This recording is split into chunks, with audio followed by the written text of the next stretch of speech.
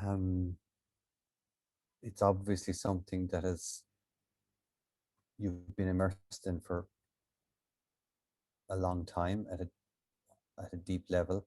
Um, the origins of the charity, it began in India, is that correct? Or Yeah, yeah. It began. I got lost in a slum area, um, and we say lost, but sometimes we don't really know where we're going to get lost.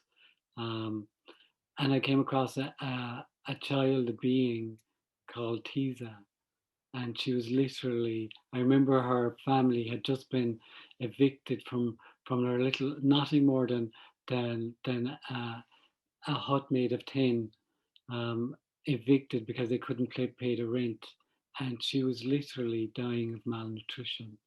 And um, my immediate response was clearly to help, as would anybody be to help and to do something. And I think my training as a nurse kind of firstly identified this child is critically ill and it's clearly hunger. um, and so within, I think within an hour actually, I'd found a private hospital, and we got her into a bed and began treatment. And yeah, like this was my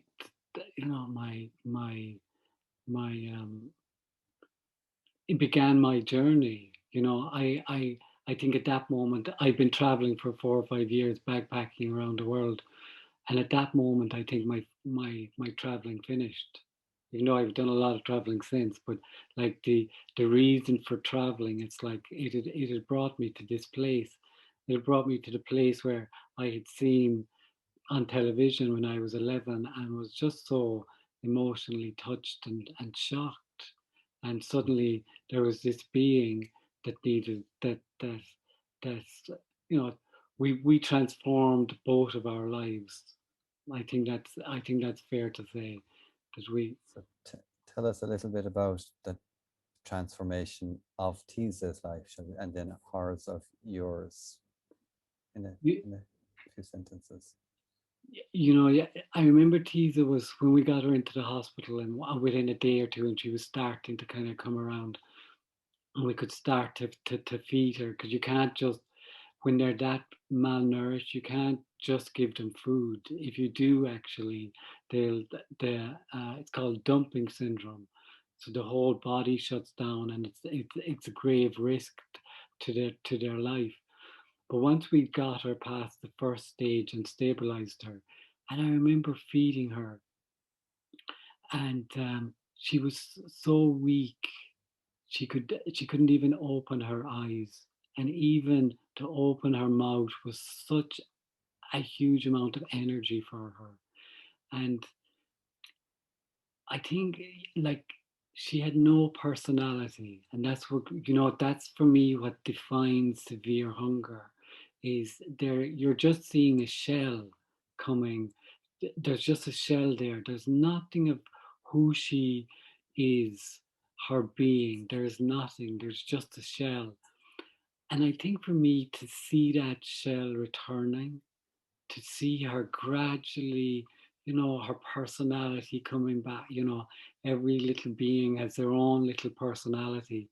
And to see that emerge and kind of, within, like, a couple of weeks, 2 or 3 weeks, emerge almost unscathed, that she did, because there's something in the child that just wants to return to being a child. Like, they just want to play, they're just curious, they're just, and to see this return, it kind of, you kind of, it's almost like you see humanity differently. You kind of see what we are, and the humanness. And it's always, and I've always seen it with all the work we've done in the hospital. It's that moment that they begin to smile. That's it. Like, you can be looking at all the tests and all the blood results that you want, But it's that moment that they begin to smile. And you know what that moment is? It's like, I want to live. I have I know, and not, I want, there's that fight there, that that they have that energy to, it's like, and it's in a smile. And honestly, I've never been wrong when we've had really sick children in. It's like the moment they see that smile, it's like they're gonna make it. That there's that thing there.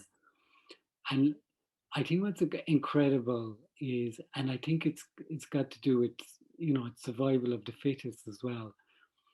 They really do, even as sick as they are, they really do hone in on the person that really cares. They kind of, there's a sense there that it's like they're looking out, they're looking at the team, and it's like, who's really on my side? Um, they really do. It's incredible.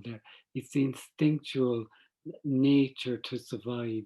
Um, and there's a bond, when you make a bond, and the bond is through the eyes, because they look straight at you, like there's no messing, there's no, it's kind of, that's and when you when you make that bond, it really is, it's not forgotten, even when they get better.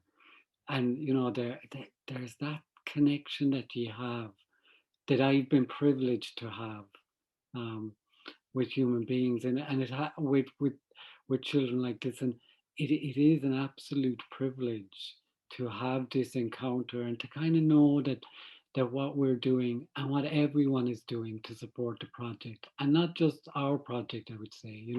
There's the big humanitarian agencies. The reason that they're big is because there's such huge problems out there, that that we we need a turnaround. We need a kind of a mind change into kind of, this doesn't need to happen. A third of our food is wasted, and like, we've now almost 1 billion people that are hungry, that are classified as hungry.